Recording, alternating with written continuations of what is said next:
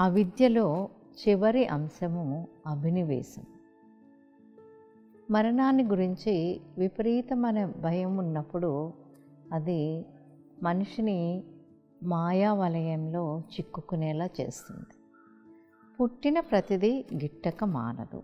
ఇది ప్రకృతి ధర్మం. జననం మరణం అన్నవి కేవలం శరీరాన్ని, మనసును, అనుభవాలను మాత్రమే ప్రభావితం చేయగలవు, ఆత్మను కాదు. ఆత్మ ఒక్కటే సత్యమైనది.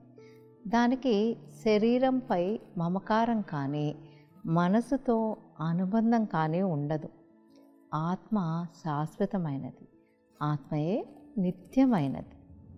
మీలో చాలామంది జీవితం కలుగజేసే అనుభవాలైన ఇష్టాలు, అయిష్టాలు, బంధాలు, బాంధవ్యాలు, విద్య, పదోన్నతులు వంటి వాటికి కూడా బాగా అటాచ్ అయిపోతారు. వీటి కారణంగా పుట్టే కోరికల వల్ల కలిగే సుఖ దుఃఖాలను అనుభవిస్తూ జీవన ప్రయాణం అశాశ్వతం అన్న సత్యాన్ని మర్చిపోతారు. మీలోని సరికాని కోరికలే మీ శత్రువులు. అవే మీతో తప్పులు చేసేలా చేస్తాయి. ఇవి ఎక్కువ సరికాని కర్మలకు దారితీస్తాయి. నిజానికి మరణ భయం అంటే అభద్రతతో జీవించడమే. అయితే ఆధ్యాత్మికంగా ఎదిగిన వ్యక్తి ఇందుకు భిన్నంగా జీవిస్తాడు. సుఖదుఖాలకు అతీతంగా ఉంటూ కూడా జీవనాన్ని సాగిస్తాడు.